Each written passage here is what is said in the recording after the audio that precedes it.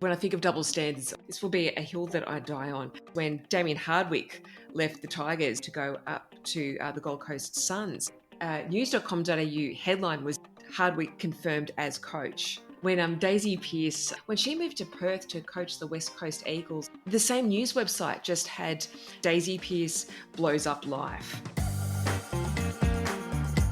Welcome to Socially Democratic. This week, we're mixing it up as Rebecca Thistleton from Mackel, Victoria, Maddy Harradence from the ANMF, and Benita Kolovos from The Guardian take over the podcast. Rebecca weighs in on that weird, muddy, sheer gold rant. Benita explores the strange case of the growing political gender gap. Maddy tells the story of a young backpacker who needed urgent help and shares what exactly is on the line at the next election. All that and much, much more coming up after a word from our sponsors. The presenting sponsor for Socially Democratic is Dunn Street. Dunn Street is a campaign agency that specialises in community organising. We only work with people who want to build power to make the world a better place. And if you want to create change in 2025, then hit us up at dunstreet.com.au. A special shout out to all of our Patreon members as well. And you can join our community for free or for as little as $1.50 a month. And you too can help support this podcast. All paid members receive a welcome gift, so if you have recently signed up, please check your inbox for a message from our producer asking for your shipping address, because without that, then we can't send you your merch. And finally, today's episode is brought to you by Maurice Blackburn Lawyers. Maurice Blackburn has been fighting for workers' rights in Australia for more than 100 years. They believe the law should serve everyone and not just those that can afford it. So for empathetic and expert legal support, call Maurice Blackburn Lawyers today. All right, let's get on with today's episode. So it's Monday morning and we are getting ready for International Women's Day. And once again, Stephen Donnelly has agreed to hand over the microphone to three women talking about all things to do with politics and women in Australia in 2025. My name's Rebecca Thistleton. I'm the Victorian Executive Director of the Mackel Institute.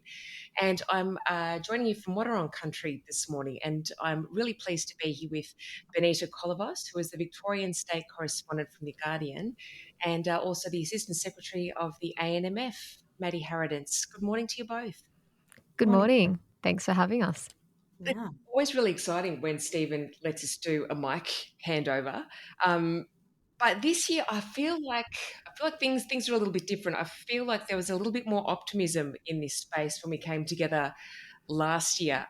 But before we get into the state of the world at the moment, I was really keen to hear from you both. What was it that really made you turn your minds to what it is like to be a woman in the workforce early on in your careers? Benita, we might start with you. Yeah, look, I hadn't started working yet, but I was studying. I was at high school and doing literature, and I came into class one day to my literature teacher having printed off Julia Gillard's misogyny speech. That was a big moment for me when I kind of thought about the double standards in politics. And he goes, look, I know we've got something to study for. We've got a test coming up, but we're going to spend the first 20 minutes of this class going through this speech. Obviously, like the narrative and the language that she'd used, but also he was saying that this is going to be a big deal in the future.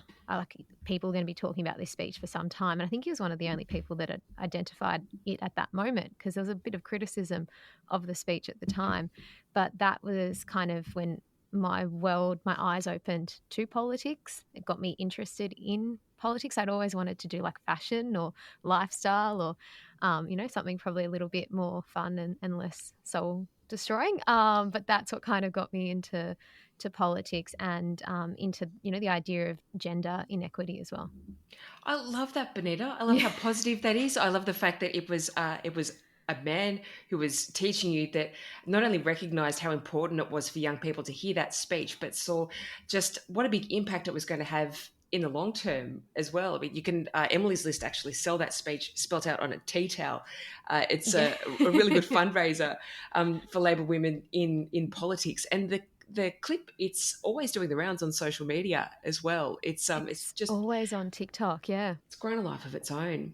And Maddy, for you, what was it in your early career that you would say really spelt things out, just the difference it is being a woman in your line of work, and how did that sort of influence your step into the union movement?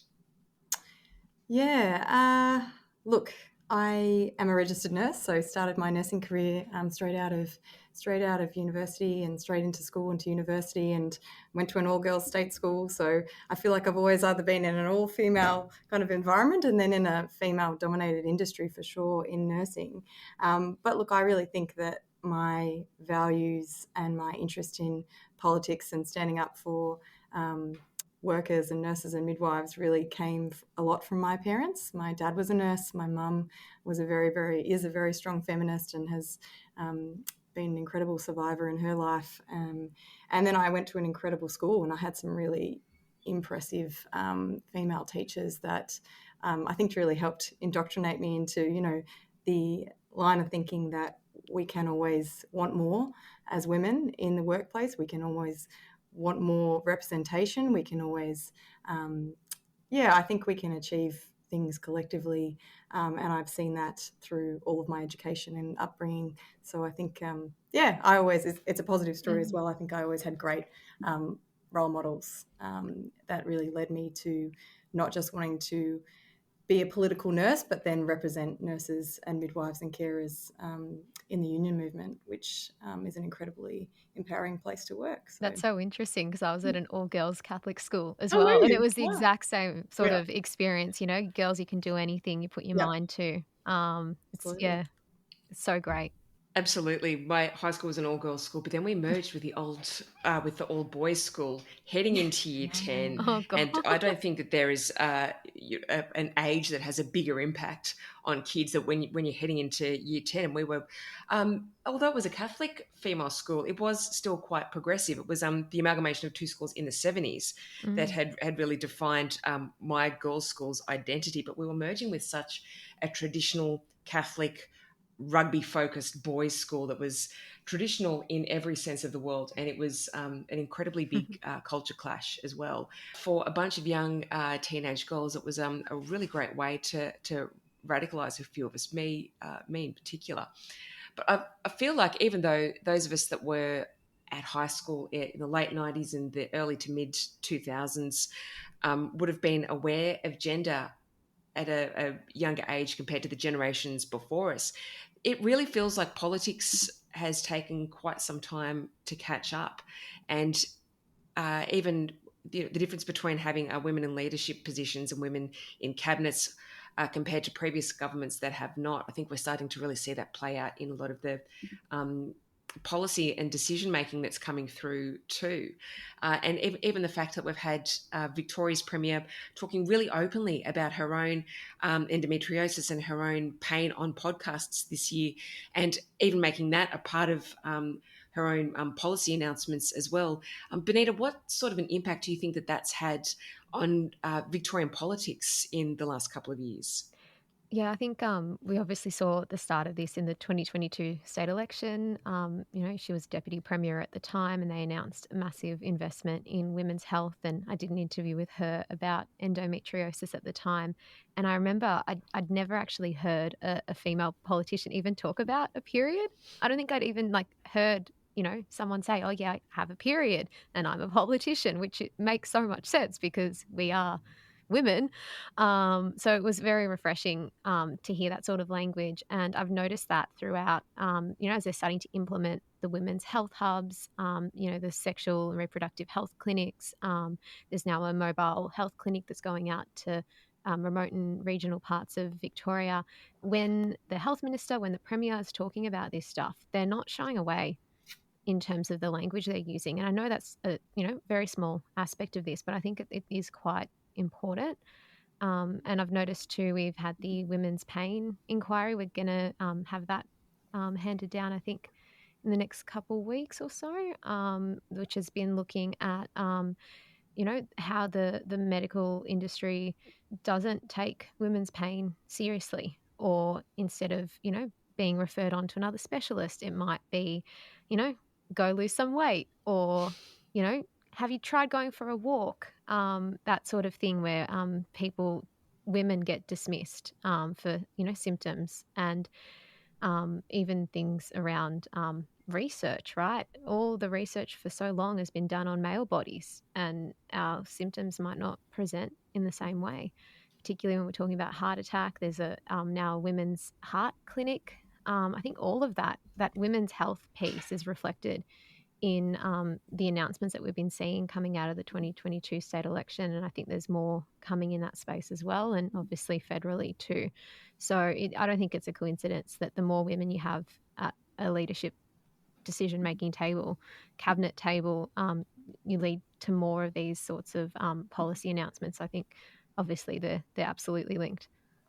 In terms of some of the announcements that have been made and some of the resourcing that's been given to healthcare, to the sexual and reproductive health hubs and the First Nations specific hubs as well, I really hope too that it starts to bridge the gap for all of the women that come from parts of the community that aren't serviced by by healthcare, start to really notice the difference too in the amount of services that are available to them as well. And Maddy, be keen to hear your thoughts on that too. And what have you heard from your members since we've seen more progressive governments making these really big policy decisions? Yeah, absolutely. I think this is the good news story that we are really happy to talk about, in terms of investment in women's health, like what Benita was saying in relation to normalising women's health conditions. I think we have seen at the highest level from our female premier a normalisation that conditions like endometriosis do require more research, more investment, more funding. The fact that, the average woman takes about 7 or 8 years to get diagnosed with endometriosis because of the barriers in relation to access and getting laparoscopies.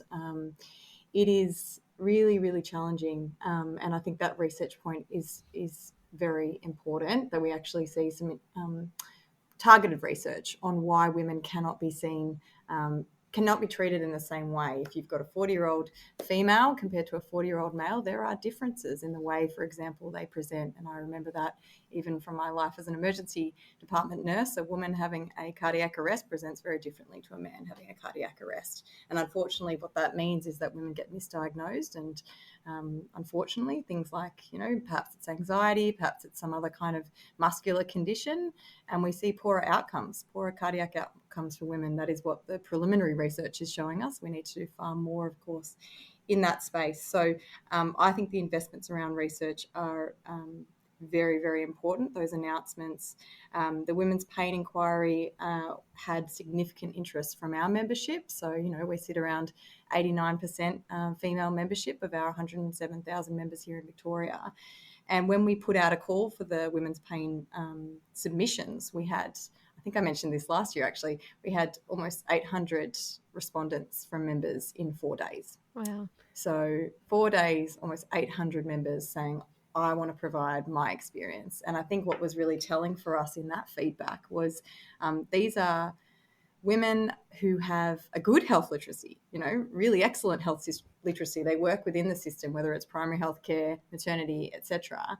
And they're having so many issues. So you can imagine someone who perhaps comes from, a culturally, linguistically different background, or a migrant woman, or a woman who, socially disadvantaged or whatnot. So I found that particular aspect really, really telling, that if we've got women in Victoria who have great health literacy, who are still coming up against so many issues in relation to coordination of care, accessing care, getting good support and treatment options, then we do have a fundamental problem. So the Women's Pain Inquiry, yes, I believe that report will be coming out in the next couple of weeks. I think that's going to be really, really important to see what those recommendations are and, timelines around that. In relation to the sexual and reproductive hubs, I think probably the best way to give an example of the impact is we had a member who was an endorsed midwife. So just for people that aren't aware, you've got advanced practice roles like nurse practitioners and endorsed midwives who've done additional training, which means that they can prescribe, they can diagnose, they can order diagnostic scans, etc. And, we have more and more endorsed midwives and nurse practitioners, and certainly lots of members who are interested in taking on these roles. And we had an endorsed midwife working in a regional Victorian town in a sexual and reproductive hub. And there was a young female backpacker who was staying in the area and wasn't aware that they were actually pregnant, and was not sure what to do, didn't know the area, but was sort of pointed in the direction of one of these reproductive hubs, and turned up and was feeling incredibly overwhelmed and unsure what to do. And she was able to see a endorsed midwife in that hub who was able to, talk through her options, and in the end was able to prescribe her the termination care that she wanted. MSTEP. And, ordinarily without that reproductive hub, sort of attending an emergency department might be your option. I really think that it's a good example of, ensuring that women actually have access to options in a free bulk billing clinic. So a good example, I think, of using the resources that are out there. There are plenty of endorsed midwives and nurse practitioners that want to work in women's health in these advanced practice roles. So giving them the infrastructure and the resources behind that to provide that care, it's making significant changes to women's lives. So, yeah. I'm doing a story on the mobile health clinic that will be Yes. coming out in a couple Yes. days, and the nurse clinician that was on that bus was just incredible. Yeah. And every town, they go into a town for 2 weeks, it's got, they are a bit of a health desert. Yes. And she sets up, she'll head down to a school, Yeah. say, can I talk to the girls about sex ed? Mhm. She helped them set up like a condom initiative at one of the schools. She goes down to the pharmacies to see, do they prescribe the morning after pill? Yep. Do they, offer medical abortions? Yep. And, part of it, she was saying, is just that educating Yes. sort of space too. So obviously it's treating people, Yes. but also engaging with the community so that when she leaves, they've got some sort of systems in place. And she was just fantastic and just so passionate. I did an interview with her. I did an interview with the health minister, and I hate to say to the health minister, you're probably not going to be the main event of the story. I think it's going to be Louise, the nurse I spoke to. Yeah, so much passion out there. And I guess, from the endorsed midwife perspective, another really great initiative that happened last year was removal of the formulary. So that meant that endorsed midwives actually could prescribe the medical termination pill. So prior to that, they couldn't. They were quite limited using this very outdated formulary that said you can only prescribe these certain things. So it's little things like that, which might not sound like a really big thing, but when you've got an endorsed midwife ready, willing and able to work in a hub in a regional town, you're immediately increasing the access. If otherwise they could only go to a GP, and we have heard, of stories, unfortunately, in parts of this state where women just can't access a medical abortion because there isn't someone who'll prescribe it. So I think that's a really fundamental change, that we're giving people more options in regional Victoria, which we know, like you said, health deserts, unfortunately, in some places. So I think it's really positive.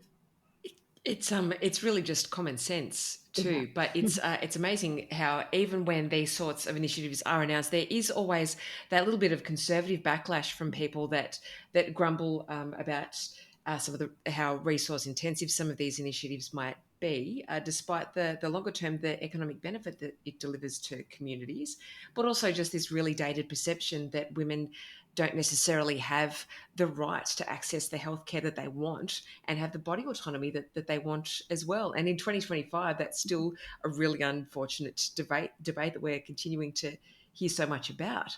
But Maddy, in terms of what nurse practitioners are able to do and what endorsed midwives are able to do, the removal of the formulary rules to give them the freedom to prescribe a much wider range of medications and make medical decisions based on their own expertise and the relationship that they have with their patient.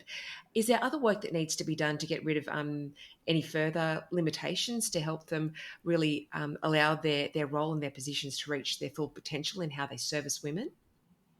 Yeah, absolutely. So there was, the endorsed midwife removal of formularies, and also an increase in the Medicare rebates announced last year as well. So nurse practitioners able to receive a higher rebate for consultations. But the fact of the matter is, I think the maximum that can be the maximum amount for nurse practitioners is still sometimes only about $70. So we've got this disparity, and I think value placed on nurse practitioners working in those advanced practice roles. I think there is absolutely scope to increase those rebates, Medicare rebates for nurse practitioners and endorsed midwives further. So I think that's one piece. We do still see some pushback, I guess, from some circles in relation to wanting to ensure, or perhaps sometimes it's a lack of understanding about what nurse practitioners can do. You know, we've got, like I said, a huge appetite out there amongst the membership for people to go and do their masters and become nurse practitioners, for example.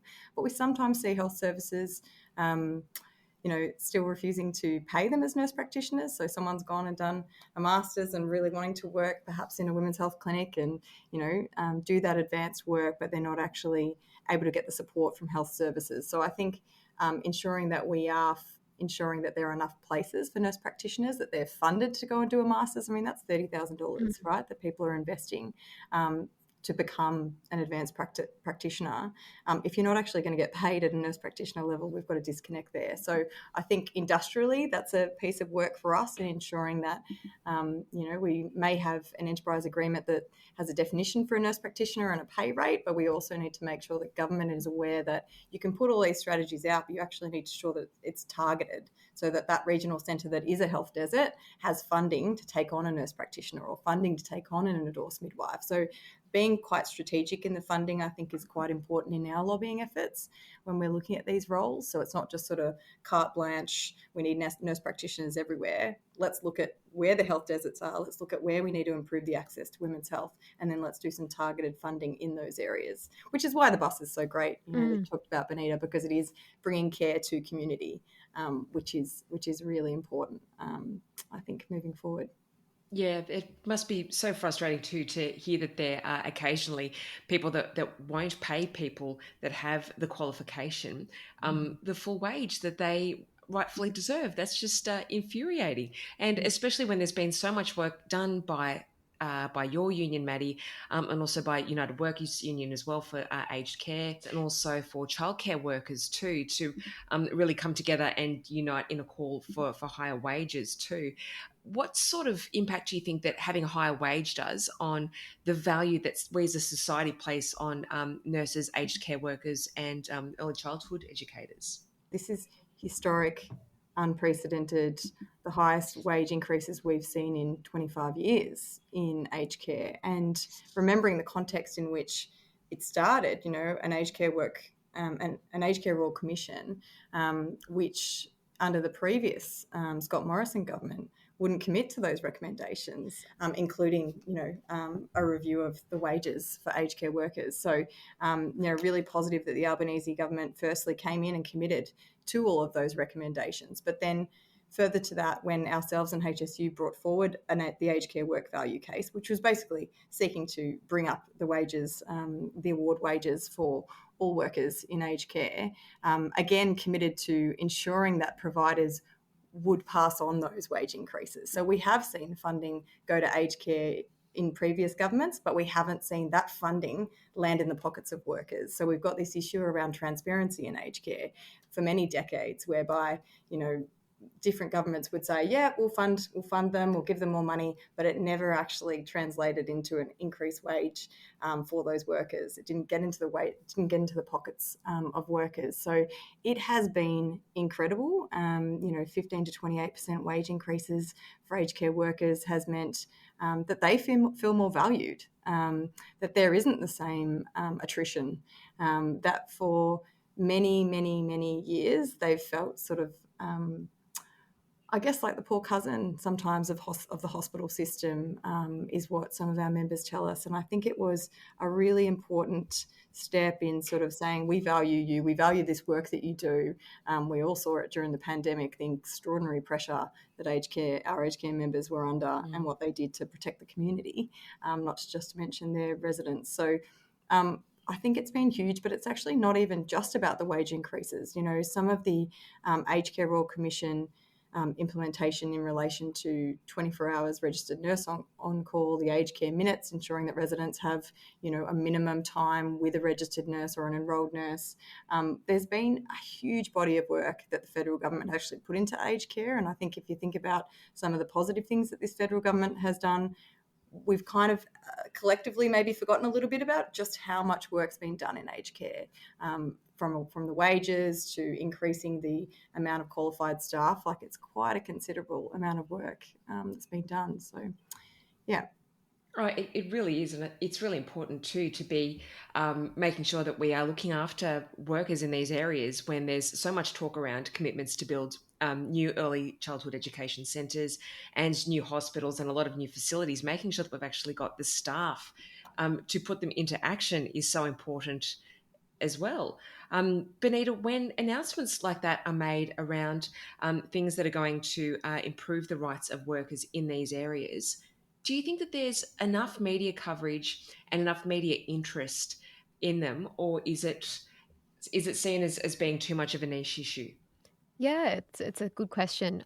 Obviously, a lot of newspapers and online publications, we have seen fewer and fewer journalists on the industrial relations beat. It's not really a beat anymore at a lot of publications, and you do kind of need a lot of knowledge, right, to be able to write about EBA negotiations. We do them at my work. They're dense, they're extended, they go for a long time. So it is a bit of a shame that we aren't seeing as many people reporting on it. I think also, I'm just like racking my brain now. We did report on both of those. However, if I look at other papers, there has been a lot around the police pay dispute, for example, a lot on the police. Obviously, there was that press conference that they, hovered a helicopter over when the Deputy Premier was in Werribee around the time of a by-election. So maybe there's a bit more of an ability for them to have an impact, or, when you see the writing on a police car or on a fire truck. So maybe there's more knowledge that those things are going on. There has to be a bit of trust in the media as well to be able to talk to them about issues in your workplace or the impact that a pay rise would have. And I know during COVID, a lot of aged care workers lost a bit of that trust in the media. So I can understand maybe that's why if, you went over with a microphone in tow and wanted them to speak to you about, deeply personal things, they might not. So I think, it's a difficult one, and I think it would benefit from more people reporting in this space. Yeah, most definitely. I think there's probably a lot of different subject areas across all parts of politics and public policy that would benefit from more journalists in this day and age. Unfortunately, it was one thing that struck me when some of these funding announcements were made, particularly around the wage rises too. It was almost like goes without saying, The Guardian was not among the publications that did this, but some of the almost like a pseudo fear campaign that came out of the idea that maybe the cost of aged care to you as an individual would increase, or what would rising wages for early childhood educators, what would that mean for your hip pocket as a parent? And it's the one time, though, that I kind of feel like some of the comments on the newspaper websites actually came through in the interests of the greater good. People saying, no, if my parents are going into aged care, I want the workers to be well paid. I want them to want to be there. And, every time you drop your child off at an early childcare centre, you want the staff there to be well looked after. Otherwise, the turnover is something that can be quite concerning as a parent too. And I think that is really unfortunate that there was a bit of that lacking in the media coverage too. Just the overall benefit to those of us in the community that are using aged care and early childhood services. It's a fantastic outcome. And it really is only achieved when you start to look after the staff. Yeah, I think about when my grandfather was in aged care and just how beautiful a lot of the staff were to him. He, didn't speak a lot of English. They didn't speak Greek, but they learned a couple Greek words. They try to make a big effort with him. And it's, I guess, one of those cases where unless you're experiencing it, you might not know about it. And it's great to see that there were people in the comment section, getting out there and defending it. That's right, yes. And with cost of living the way it is as well, you can't blame people for wanting to leave the job that they're in if they're not feeling confident that they can keep a roof over their heads or put food on the table. So if we don't start to look after these workers properly, then there really will be an exodus of workers. And with that in mind too, thinking about the difference made to the activity test for parents to be able to be making a claim on the childcare subsidies as well. When the activity test was dropped, there were a lot of comments around things like it just means that people are going to be putting their kids in childcare when they don't really need it, or mums are going to be dropping their kids off and going to Pilates instead of going to work. And I think that really goes to show just how unpaid care as well is something that is still really undervalued in society. Benita, do you have any views on that? Yeah, because obviously it meant that you could have a bigger combined income and claim that subsidy. And it's another one of those things when you actually talk to people in the circumstances, it's a no-brainer. But if you don't know their circumstances, you might not know that. Like, I know a lot of working mums that have come back to journalism after having kids, and their whole wage is going to childcare. And there comes a point where you go, is this sustainable for me in the long term? Will, to come back and work and to build up my career again, there has to be some sort of tangible benefit for doing that beyond paying childcare. This idea that we have to kind of pit everybody against each other, that person doesn't deserve that subsidy, or that person doesn't deserve help, or that person doesn't deserve a pay rise. It's not, obviously it creates a villain, it creates a story, it creates conflict, but probably not the most constructive way of looking at it or reporting on it. No, that's right. And I really think we need to do all we can to try and shift this idea away from in a heterosexual relationship that it should be the mum's wage is looked at when you're considering how much time your child should be spending in childcare each week, and whether or not the mum's salary is going to be enough to cover that as well, rather than it being a household expense. Yes. The idea that just one salary is looked at for that, it's still really common. And I don't know what else we can do to move beyond that, but it's something that I think a lot of people still do without even really thinking about it. Why isn't it the whole family's income that's studied when you're making those sorts of decisions as parents? 100%. And I think raising sort of, work value cases in feminized industries, raising that wage so that there is less of a wage gap is, of course, one action in that. But it is sort of a cultural thing as well. I hear it too, Rebecca. Because I make less than my husband, I'd better reduce my hours. And it's strange. Most definitely, yes. I do want to shift the conversation. Having a look at family violence in 2025, after there was some horrible statistics last year. There was around 100 women killed allegedly at the hands of men last year. And there's been a lot of talk from the state and federal governments about what we can do in this space to really change the attitudes that we have towards violence against women.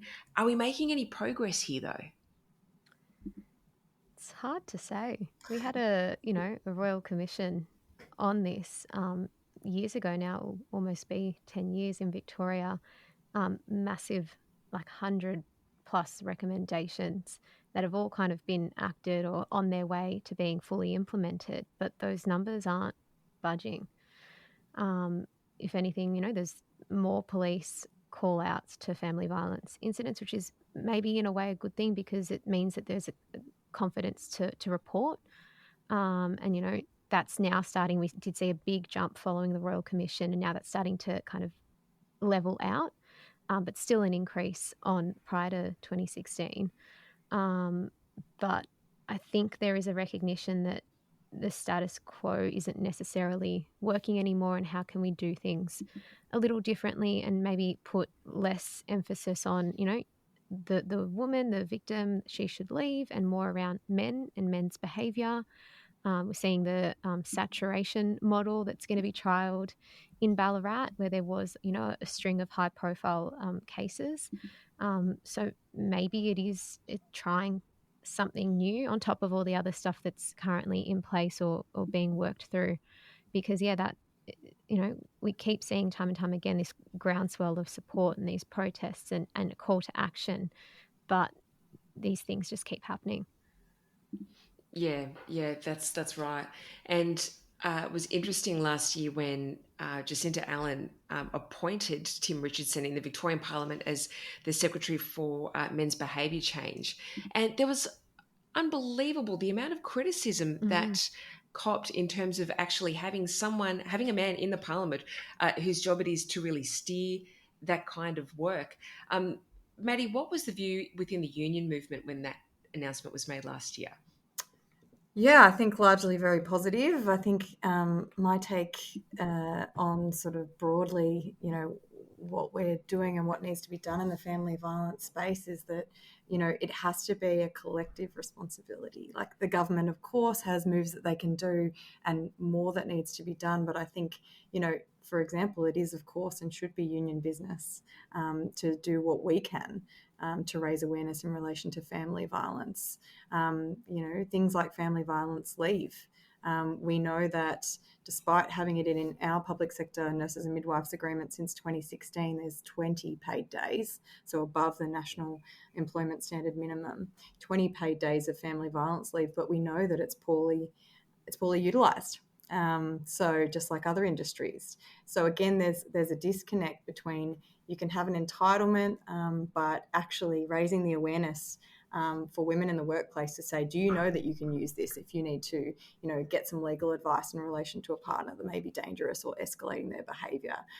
So one of the things that I think we talked about last time on this podcast, but I always want to keep mentioning it, is again, as a union, what can we do? So we funded research with the University of Melbourne back in 2019. We're continuing to review some of the outcomes and recommendations of that. Like, can we build on them? Do we need to do more? One of those was website, because we still get contact every single week from members wanting to understand their rights, what they can do. One of the more recent things we've done is introducing what we call sort of an initial legal support package through our lawyers. So that's because we were just seeing so many members ask us about, I need to go speak to a lawyer about an intervention order against my partner. How do I do that? Oh, that's going to cost me a few $1,000s that I don't have. So we have an initial package that we can provide for members so that they can get that family violence specialist advice, because it is a specialised area of law. So I think it's incumbent on us in the union movement to go, okay, what services can we do? How can we respond? And in our area, almost 90% female membership.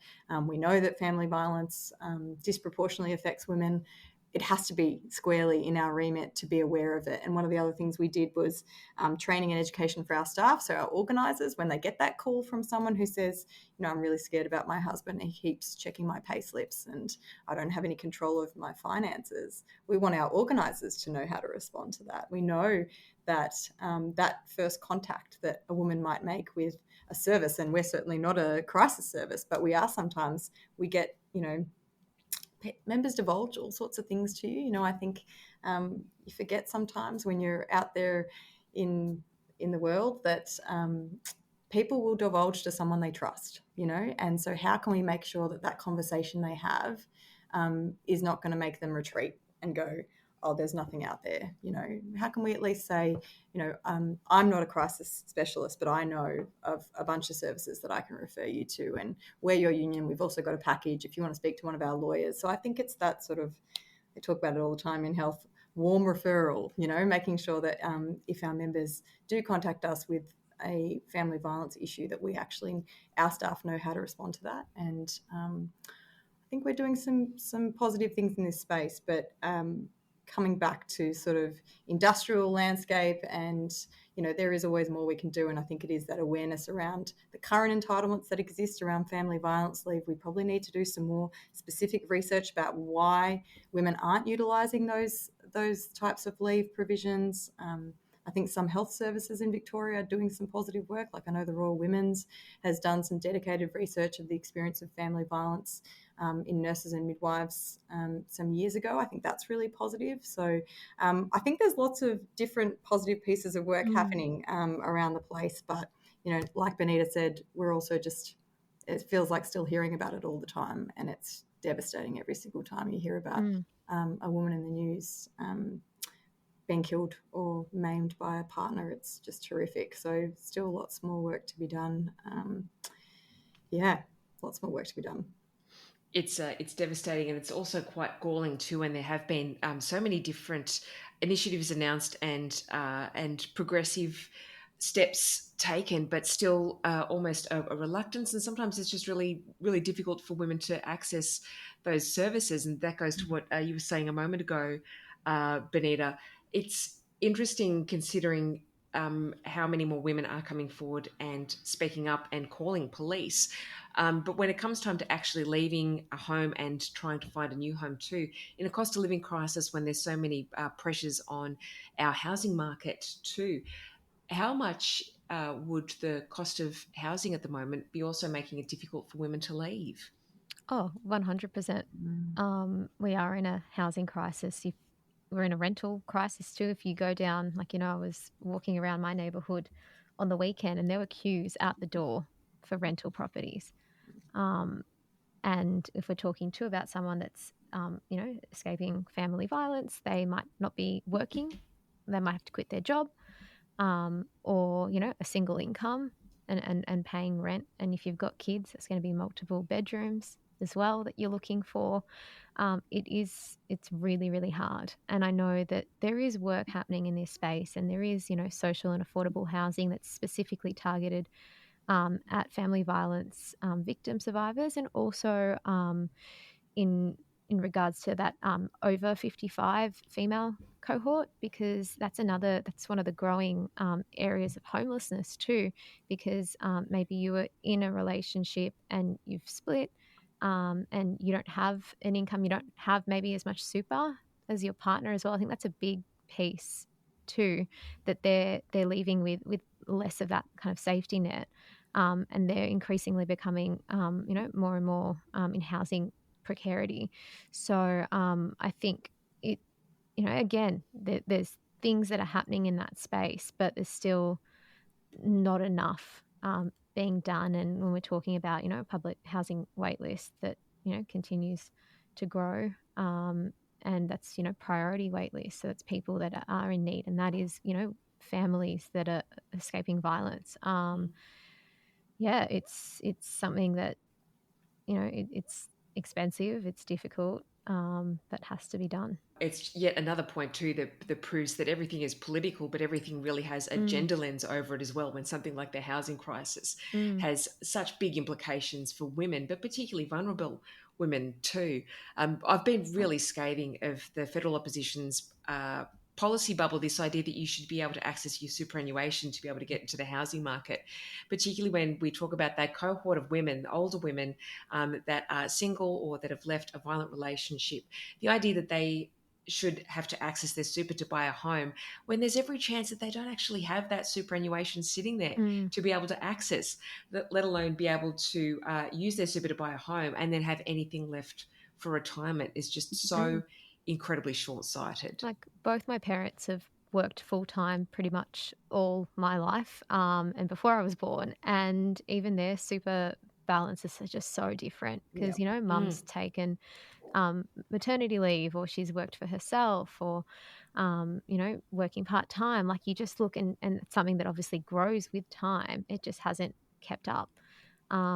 And I can't imagine, if people are in circumstances where they have to leave a relationship, not having that safety net. And I think that's, I guess, a positive change too, that you're also going to be seeing it during like parental leave, that your super is going to continue to grow. I think that's important too. It really is, yeah.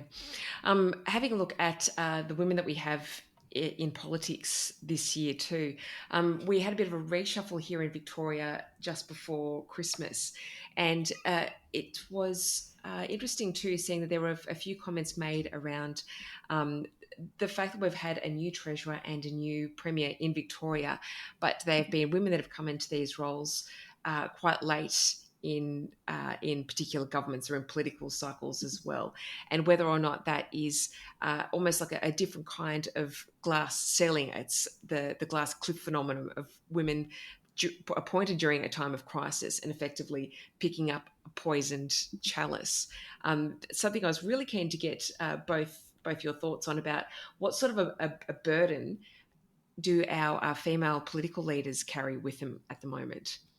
Oh, absolutely. If you think about Jacinta Allen, she came in, we have, a big deficit, big budgetary challenge ahead. The government hadn't made a call on raising the age of criminal responsibility yet. She had to do it. She had to say it's not going up to 14, it's only going up to 12. She was the one that had to make a call on the safe injecting room, opening a second one in the CBD. I think she made the wrong call on that one, and was very concerned around the fear and the campaign, I guess, in the News Corp papers on that one. But that was left over from Daniel Andrews. So in like a quick succession, she had to make a call on the duck hunting season as well. That's a very contentious issue. I didn't really realise until I started covering Victorian politics how heated that debate is around recreational duck hunting. But all those things were kind of left over and hadn't been addressed. And then in her first 6 months as leader, a lot of that time was spent kind of, having to, I think one MP described it to me as like, clearing off all the barnacles off the ship. That was her first priority before she could even get out there and, lead her government and create a new sort of narrative. So I think, that was quite interesting to watch, her having to navigate that for the first, 6 months of her role as Premier. And, same's kind of happening now with Jacqueline Symes, who's our new treasurer here, inheriting a debt. And, it's one that there has been a fiscal policy in place, has been this, 5-step economic plan. But, Tim Pallas couldn't get it done, and now it's on her to achieve it. Although I do think it's really, really interesting. A lot's been said that she doesn't have a financial background, and she sent out a memo, which I thought was actually quite good. It was saying, let's not use a lot of economic jargon because people don't understand it. Let's try and use simple language when we're talking about the budget. But that got interpreted as, she doesn't know what she's doing. She doesn't understand the terms, so they're going to have to dumb it down for her, which was absolutely not the case. And we also had a question completely time. Unfair, given she's, a trained lawyer who is a practicing lawyer. She knows full well what she's talking about. Yeah. And, in question time, you had the opposition asking her, what's, fiscal equalisation, like quizzing her, which I just thought was, a bit uncalled for. But yeah, it will be really interesting to see how they go as we're gearing up towards a state election in 2026, trying to navigate their own path, but with a lot of baggage from previous men.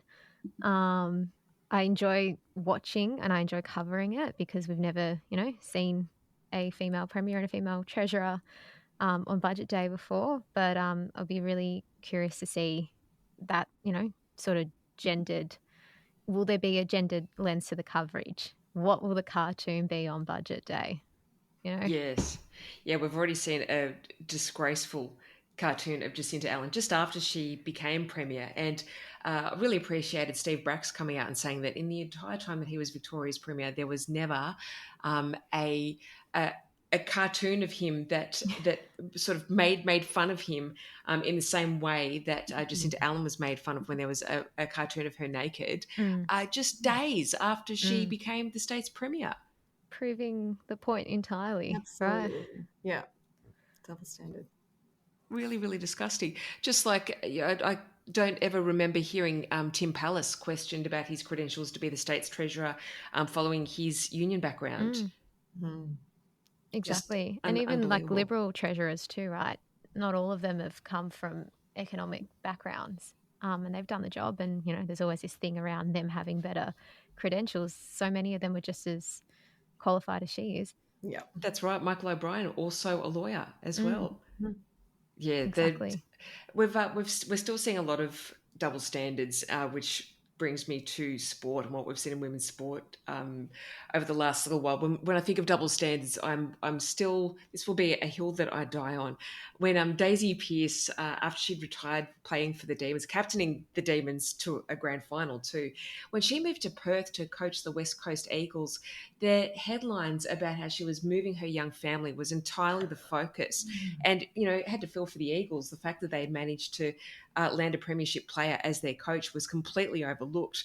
And the news.com.au headline was Daisy Pearce blows up life. Whereas when Damien Hardwick left the Tigers a few months earlier to go up to the Gold Coast Suns, the same news website just had Hardwick confirmed as coach. That was the news.com.au headline. Yeah. It was, yeah. So we're still living in this world of the double standard, and that's still something that we're seeing when it comes to our female politicians too, but very much something that we're seeing in sport as well. And I think Sam Kerr this year, she was found not guilty, but still treated as though she was guilty of a really horrendous crime just a couple of weeks ago. I think that really shows just how much of a double standard there still is in Australian sports too. Is that something that either of you have a particular view on? I was going to say it's a double standard and it's a higher standard. I feel like female, sports stars are held to an impossibly high bar that you're just never going to reach it. And you look at all the, shenanigans that some of the young AFL footy players get up to, and they get away with it because they're lads, they're larrikins, they're young guys having a bit of fun. But same can't be said for young women. Yeah, I just think it's we're talking about representation, and the comments I heard the other day about the Matildas, and like I've got a 5-year-old who just still says he wants to be a Matilda, and I think that was such a positive moment in our culture when everyone was talking about the Matildas and women's sport and women's soccer, and I just think, why on earth would you as a commentator want to take away from that? It was something that I just surprises me and takes away from the real issue, which is, we're trying to lift women up, aren't we? Whether it's in sport or politics or wherever we are, if we continually start talking about, putting their family in the spotlight or their childcare arrangements or the question that never gets leveled to a man, then we're taking away from the issue at hand, and we're reducing them, I guess, to, well, you can't ever be a leader in your own right. You must be a leader and a mum, or a leader and a wife, or a leader. I just think, it's double standard, and it takes away from the real issues, and I think that's the biggest problem with it. Last week when Maddy Harradence was stood down from Triple M, and a lot of people said that it happened so swiftly because you can't say anything bad about women's sport anymore. But I think when we're talking about a commercial radio network, it was really clear really quickly that the network could see the impact that it was going to have on the advertising, on the very thing that pays everyone's bills at that radio station. How quickly they were going to lose a lot of money if they didn't get rid of Maddy Harradence. And that speaks a lot to the view that so many people have of the Matildas, but also you just can't talk about women on the radio like that anymore. It's 2025. You cannot do that and expect to get away with it. And I do hope that was a real shot over the bow to other radio presenters that are still using some really horrendous language towards women, and also gives some of their programs advertisers the courage to step up and say, we don't want to be putting our money into shows like this anymore. I'm not sure if you guys have seen the billboards that are around Melbourne at the moment with Kyle and Jackie O on it, and them saying, we're behaving, Melbourne. Come listen to us now. We're being good. Nobody believes them. Yeah. It was so interesting, right? Because obviously that humour's been working so well for them in Sydney, and it's just not landing in Melbourne. And, we're not that far away. No, and it's still not going to make me shift from Bob and Chanel in the morning over to those two, that's for sure. In terms of where we're at with the media, all of the policy announcements that we've been talking about and these gains for women, is that message actually getting through to young people at the moment? Like, what sort of awareness is there? Yeah, it's a good question. And I remember when they announced in the 2022 campaign that they were going to Labor was going to put free pads and tampons in public places. And I went and told my friends, oh, look at this announcement. How great is that? None of them knew about it because they don't have a, I'm talking about young women in their late 20s, early 30s. They don't pay for a subscription if a story is behind a paywall. They like the idea of paying for news is quite foreign to them compared to like, my dad who has a subscription that gets the paper delivered, that it's part of his morning routine. Like they'll see things on TikTok and social media and on a podcast. And I think that was starting to kind of grow in steam in 2022. But like now we're kind of seeing, I think one of my colleagues described the upcoming federal election as the influencer election, right? Because we've had, Anthony Albanese on Abby Chatfield's It's a Lot podcast. That was I think I described it to one of my editors who didn't know who Abby Chatfield was. I'm like, this is probably the closest thing you're going to get to like Kamala on Call Your Daddy. It's, might not be on the same scale, might not have as many listeners, but that sort of audience, young, engaged women listen to Abby. So I think that was a smart call from him to go on that program. We've seen Jacinta Allen doing a lot on like the Squiz, what's the other one called? We've seen Jacinta Allen on the Squiz. We've seen her on the Daily Oz, doing interviews and podcasts with them on their Instagram channel. We've seen Peter Dutton on Mark Burris's show. I think Anthony Albanese was on there as well. So we are kind of seeing politicians moving into that non-traditional media, social media. Oh, and he was on Batuta Advocates podcast as well. So a recognition, right, that you've got to kind of meet people where they're at. And, that's a challenge for media and journalism to start thinking a little bit more about how can we do better or how can we engage those readers. And I found with us and what we're doing at The Guardian, a lot more kind of explainer type material is really helpful in that regard. We've got a great TikTok channel if people want like a news bite, and the podcast in the morning. I think one of the reasons I got into journalism was I found that the way that political news was written was quite alienating to young women in particular, right? Like you'd open up a newspaper, you didn't know what branch stacking was or pork barreling or what these words meant. And I always try when I am writing something to take people along with me. And if it's a word that, my best friend doesn't know, making sure I explain it. It's not that difficult. I think it's just sometimes we're caught up in it that we kind of forget that they might, what is very familiar to us isn't for them. So I always try and include, like every story I wrote on branch stacking, I had a, explanation of it. If there's factions within the Labor Party, what does that mean? How are they different? Who's in them? Things that I kind of take for granted because I've been covering this for so long. Trying to meet audiences and where they're at with their understanding. And I think, not everyone's doing that. And we should all be trying a bit harder because, when you have a conversation with friends and they don't know what's going on and then they're going to go out and vote and they might not necessarily know everything that's happening or what the impact of it could be.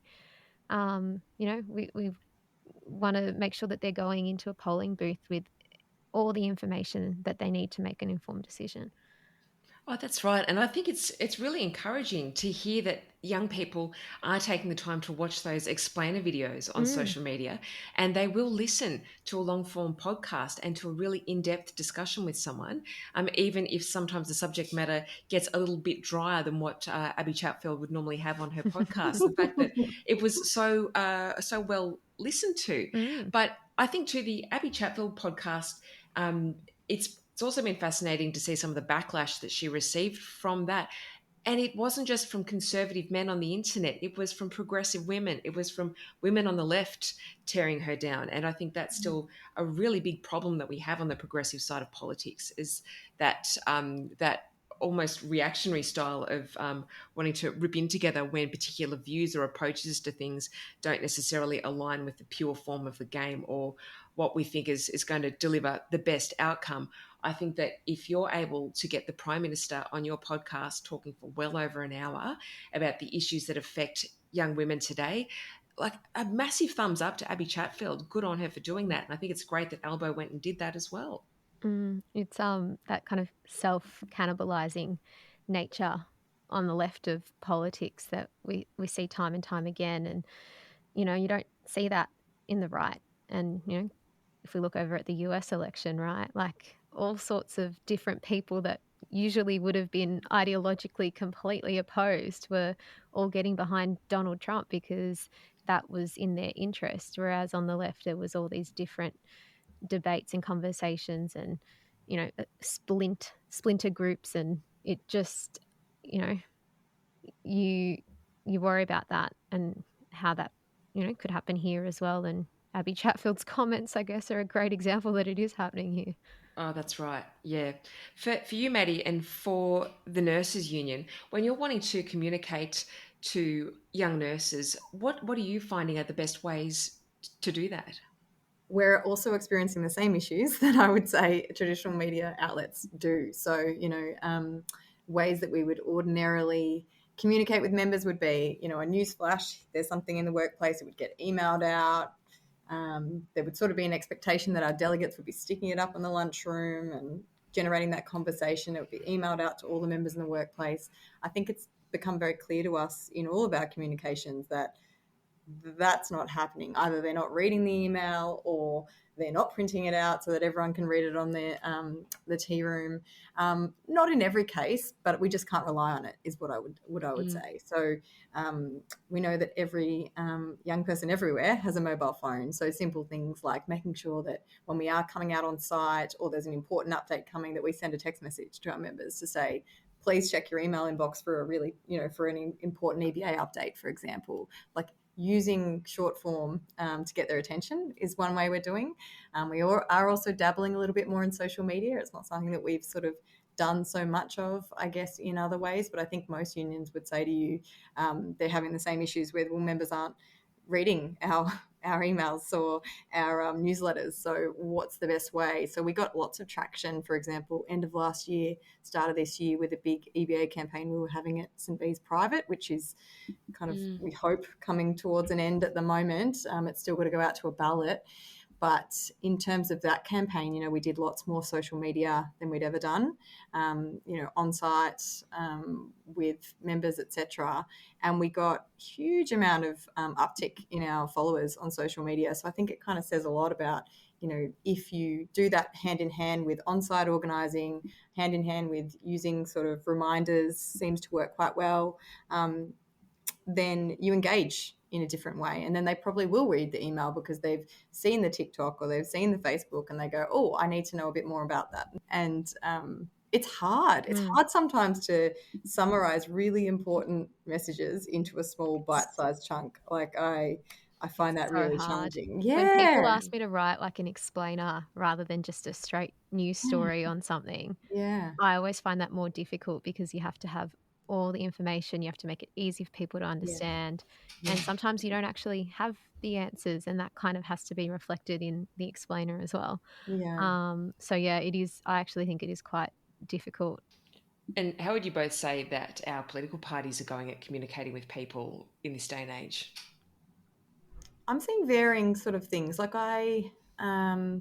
my local member is Jed Carney, and I think she's doing a really good job at sort of using less traditional forms. Like, I follow her on social media, and she's sort of she's obviously a nurse as well and a former official of the ANMF.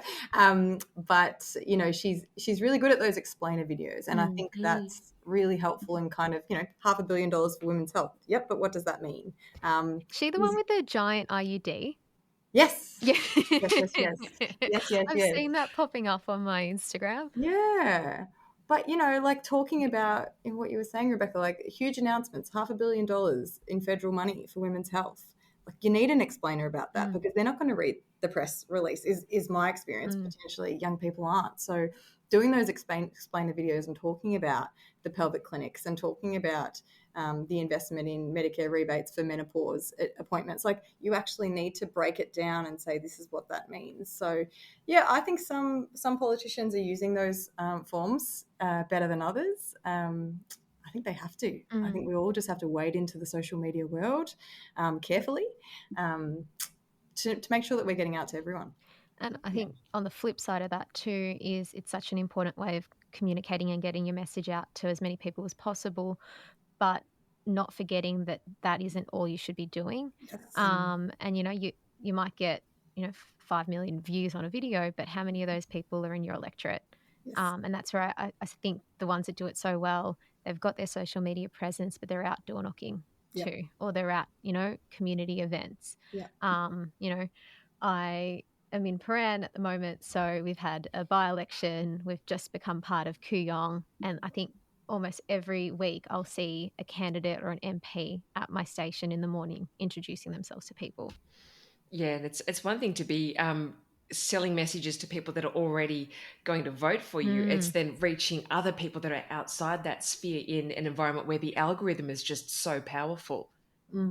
100%. And I'm currently writing some stories for the federal election around the growing kind of political gap between young men and young women. And I spoke to this one guy, he's 18 years old, and he was saying all his algorithm is just like pumping him with like manosphere, right-wing politicians, politics, Trump, Musk. And he's like, I genuinely don't watch these videos, but they keep popping up in my feed.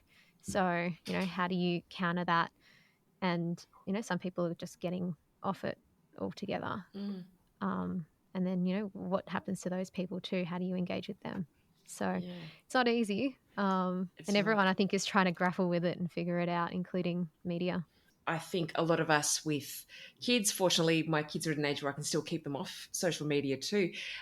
When we're not seeing that in our own social media, there can be that lack of awareness and no real sort of sense of urgency about what it is that we're exactly trying to protect our kids from as well. So my algorithm shows me progressive politics. It shows me a lot of feminist content. I'm not seeing some of that darker stuff, but I think that that's also a negative in its own way too. Well, how do you know what it is if you're not seeing it? Yeah. It's like when I got Facebook and it was new at the time. I think I was in year 9 at high school, and Mum said you can get Facebook, but I have to be one of your friends and I have to see everything that you're doing, which, was mortifying at the time, but very, very smart parenting for sure. Well and truly. So I want to wrap us up on a positive note. I want to hear what are you both optimistic about? What do you want to see coming through politically this year from our government, from what's being communicated? What's your path forward if you could go out and wave a magic wand and set things up for Australian women in 2025? Well, to my point, obviously talking about young men maybe leaning a little bit more towards the right, young women are becoming more progressive than ever.